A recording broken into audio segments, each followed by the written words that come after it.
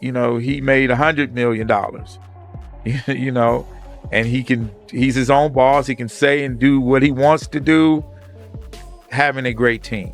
Yeah. Because no one person can do it by himself. That was the core of the team. Gotcha. You know, and it was a tremendous sacrifice, you know, especially for me. I worked like 15 years straight, 7 days a week, 20 hours a day. Wow. You know, that whole middle part of my life, yeah, it didn't exist.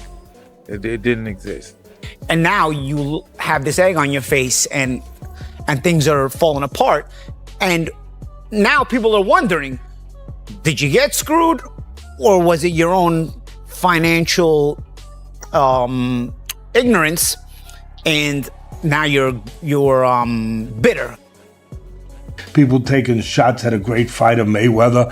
Probably the same people that were, applauding him and saying how great he was at one point, and now they're taking shots at him like they're almost, like they get pleasure out of seeing a great fall, potentially. You're right, fall. but when you call yourself the money man, you do it to yourself a little bit too.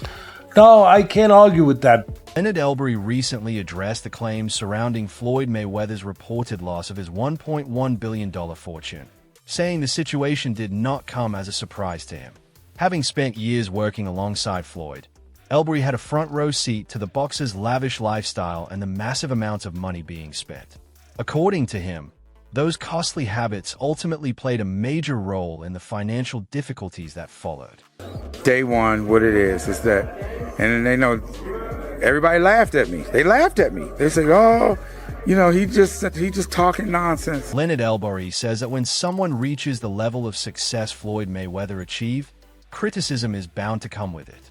According to him, the true challenge is not avoiding the negativity, but dealing with it in the right way. When you're on top, when you're at the top, you can expect criticism. It just comes with success, and it's all about how you handle things. And me personally, none of it's personal. You know, Logan Paul takes a jab at Floyd Mayweather Jr., saying he is still waiting on the outstanding $1.5 million he claims remains unpaid from that exhibition bout. He made this video simultaneously with the beef with Le'Veon. He was the first one that had a team surrounded by him, that our focus was the business and his focus was the boxing. And in turn, we built the brand, built Mayweather Promotions. Yeah. And Floyd became his own boss. Teddy Atlas points out that many of the same people who once celebrated Floyd are now ridiculing him, taking pleasure in what they see as his most dramatic downfall. Maybe it's coincidence, maybe it isn't. Floyd Mayweather versus Manny Pacquiao 2. The fight nobody asked for except me. I need this. Because if Floyd wins, he can finally pay me my $1.5 million. I don't care about the legacy fight. I don't care that these men have a combined age of 100 years. I care that Floyd Mayweather, the best boxer alive, uses those same hands that made him 100 million to Venmo me my money. And Floyd, if you're watching this, win it and pay me back or I'm going to send my goons after you. Gotcha. Hey. I really don't know why I watched that. Yeah, listen, dude. Logan is, again, functionally a coward for not doing this. I was really excited for it, too. I couldn't wait. That was about to be content, stud. But, I mean, okay, yes, I understand if he is under WWE contract. Black 100 argues that Floyd Mayweather is far from broke, saying his real wealth lies in peace of mind and his ability to ignore rumors and outside criticism about his life and career. He was Mayweather, Money Mayweather, and now he's suing because he went through his money, blew his money, whatever. Look, I don't know what the truth is fully in there. I know Steven Espinoza was named. He ran Showtime at the time.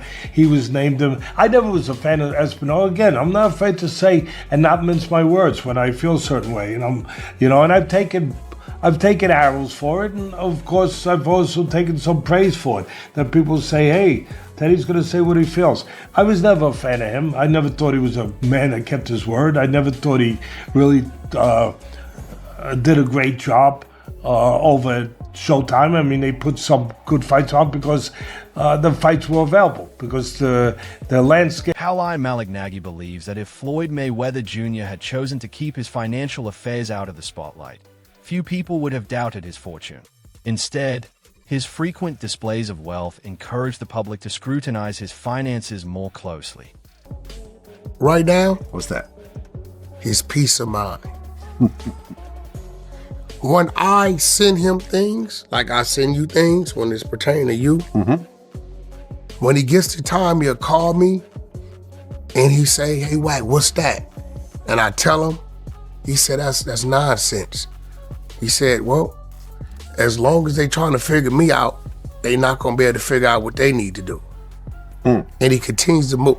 I will say this without saying too much, that I've seen him pass on some big deals based upon business he already has on the table. But again, I've been to his home, I talked to A boxing commentator examines the unexpected financial struggles surrounding Floyd Mayweather, who built a reputation on showcasing his immense wealth. Throughout his career, Mayweather partnered with major figures such as Steven Espinoza at Showtime. Yet he is now pursuing a $340 million lawsuit against them over alleged unpaid earnings. Although his longtime advisor Al Heyman is not a defendant in the case, the growing number of legal disputes continues to attract attention. Was the guy who was making that kind of money. And for all intents and purposes, I assume he was. Everybody assumed he was, and it seemed like he thought he was because he wasn't complaining. He was showing off, you know? This is why, as I get older, I feel like, and everybody always tells you this when you're young, like, keep your finances private, you know, and this is why I think this is a big reason why. First and foremost, you notice that if you don't keep your finances private, everybody and their mothers ask you for money constantly, and they don't ask you. That happens either way. And they don't ask you. Well, people assume you have money, but if you flaunt it, you definitely they confirm you have money. And they don't ask you for money like you need to buy the Rolex or the Lamborghini. They'll guilt you into it. They need their mother's dying in the hospital. They need to pay for a funeral. The analyst also notes that Mayweather's lavish spending habits may have played a role in his current situation, pointing to his extensive collection of luxury cars, expensive jewelry, and a private jet. A simple Google search shows Floyd Mayweather. You type in his name, you're going to see some fight photos, but the top stories include Business Insider reporting that Floyd Mayweather is being accused in lawsuits of owing millions of dollars for luxury watches, gold, and rent on palatial apartments. Go through in this video. Now, I've been covering boxing for double-digit years. Allow me to take you through it. A simple Google search shows Floyd Mayweather. You type in his name, you're going to see some fight photos and whatnot. But the top stories, and there's multiple stories, and we're going to take a look at some of them. But as mentioned, Business Insider is now reporting what you see on the screen, that Floyd Mayweather is being accused in lawsuits of owing millions of dollars for luxury watches, gold, and rent on palatial apartment, right? The bullet points. Floyd was sued for allegedly failing to pay rent on a luxurious duplex. Costs tied to luxury residences, high rental payments, and outstanding debts reportedly began piling up, leading to a series of legal disputes. One Miami couple who owned a condominium leased by Floyd Mayweather alleged that he accumulated roughly $500,000 in unpaid rent. Reports indicate that while payments were made at first, communication eventually ceased when efforts were made to recover the remaining balance. Analysts argue that a combination of excessive spending, poor financial oversight, and dependence on others for key money decisions ultimately created serious problems. They add that wealth and celebrity alone cannot ensure long-term financial security, and that even elite athletes can face financial collapse if their assets are not managed responsibly. $500K, $500,000 in arrears plus late fees minus a deposit that Mayweather paid at the start of the lease and the $100,000 catch-up payment. So they deducted what he did submit when he was made aware of this, the $100K, and I guess a deposit. So the remaining balance is that. An attorney for Mayweather did not provide a comment by deadline. He has not responded to the lawsuit in court. In a separate legal matter, so we've already went over one with this luxury condo in Manhattan, right? But a separate legal matter, a Miami jeweler sued Floyd Mayweather last month, alleging the boxer owes more than $1 million. The $500,000 in arrears plus late fees minus a deposit that Mayweather paid at the start of the lease and the $100,000 catch-up payment. They deducted what he did submit when he was made aware of this $100,000 in a deposit. So the remaining balance is that amount. An attorney for Mayweather did not provide a comment by deadline. He has not responded to the lawsuit in court. In a separate legal matter, a Miami jeweler sued Floyd Mayweather last month, alleging the boxer owes more than $1 million for jewelry that he took but never paid for. Paoli Malignaggi and Chris Algieri discuss how Floyd Mayweather found himself facing financial concerns despite generating vast amounts of wealth throughout his career. Malignaggi says it is difficult to comprehend how someone operating at Mayweather's financial level could allow such substantial sums to go unaccounted for. I have a lot of money, okay? For me, I could go into a jewelry store, spend 20,000 at the time, like nothing. Like, you know what? I didn't plan on going there. I bought a Ferrari. I went with my friend to go check out a Ferrari he was gonna buy. I went there and I'm like, I got this in my account. I could buy this right now. You know, like that. You know, and I'm not saying that's smart. What I'm saying is, your accountant must have loved you. Yeah, really. But what I'm saying is, I got good money for that when I sold it. I gotta be honest. I'm listening. The used car market came back at the time. But anyway, what I'm saying is, it could go like that, okay? That kind of money. But bro, $340 million? That's not Ferrari, but that's a lot of Ferraris, a lot of houses. But Floyd had a lot of Ferraris. And that's the thing about Floyd. Like, yes, is that way too much money? Yes. Malignaggi contrasts ordinary luxury purchases such as a Ferrari or high-end jewelry with the enormous scale of money that flowed through Mayweather's career. While routine extravagances may have little impact, the figures involved in Mayweather's earnings were on an entirely different level. Algieri adds that during the peak of Mayweather's success, losing track of revenue from even a single fight could result in major financial setbacks. When repeated across several events, those missed amounts can grow into increasingly costly mistakes. Malignaggi draws a comparison to past examples, referencing fighters such as Mike Tyson who experienced major financial losses because of poor management and exploitation by people around them. Higher fight price, more than one fight, multiple fight at the height of your career. $340 million.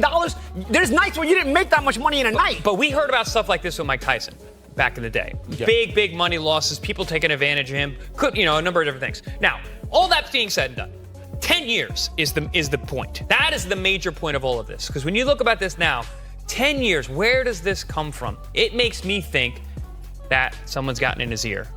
And maybe, where does this come from out of nowhere? Is he going through the books now, 10 years later? No, of course not. Someone else is. Someone else is probably telling him, hey man, this is like this, this is like that. So you think it did happen?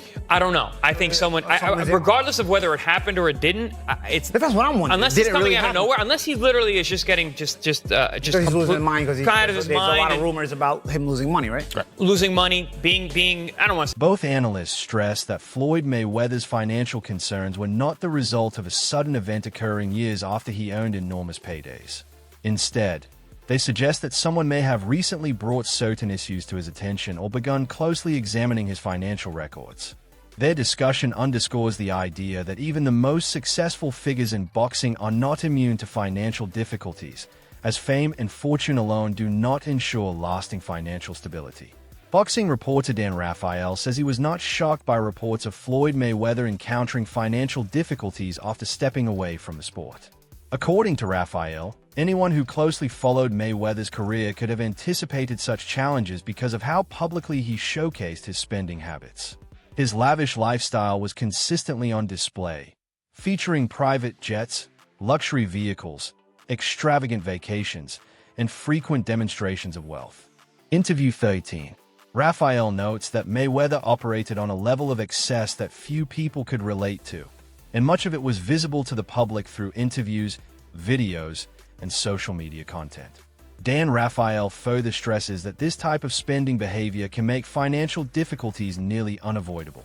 He argues that even for someone with Floyd Mayweather's level of success, uncontrolled spending and obsession with luxury living can gradually drain massive earnings over time. According to him, Mayweather's lifestyle included constant high-end travel, expensive purchases, and a standard of living that demanded significant ongoing expenses. Raphael views this as a cautionary example for both athletes and public figures, highlighting that no income level guarantees safety from financial decline.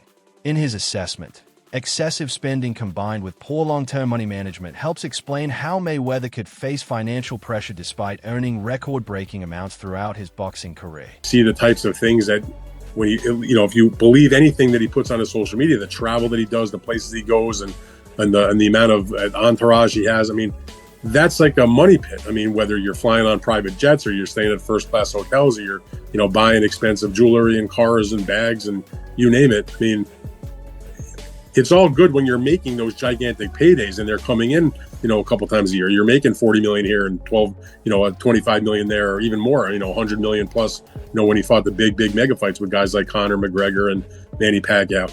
But when that stopped, analyst Fannin discusses Floyd Mayweather's recent legal moves, noting that after encountering financial challenges, Mayweather has chosen to take legal action against some of his former business associates. Fannin explains that despite reportedly owning more than $1 billion during his undefeated boxing career, Mayweather now claims a large portion of those earnings never fully reach his personal control. The lawsuit is directed at Showtime and former network executive Steven Espinoza, with allegations tied to financial handling involving Al Heyman, Mayweather's longtime advisor. Fannin adds that although Al Heyman is not officially named in the case, Mayweather maintains that key figures at Showtime and Espinoza were involved in the way his finances were managed. Al Heyman, who is not named in the suit, but apparently is supposedly part of this problem, whatever. But I mean, I've known Al Heyman and covered Al Heyman's fighters and his business since the day he stepped in boxing in like 2002 with Vernon Forrest. And all that time, and literally in terms of the PBC, a couple hundred fighters that he's dealt with, maybe not personally, but that his team is and his company. To a fighter, you never hear anybody, even when they're retired and they're not with Al anymore, nobody talks bad about him. In fact, if you ask most fighters, they'll tell you how good to them that he has been, that type of money that they've helped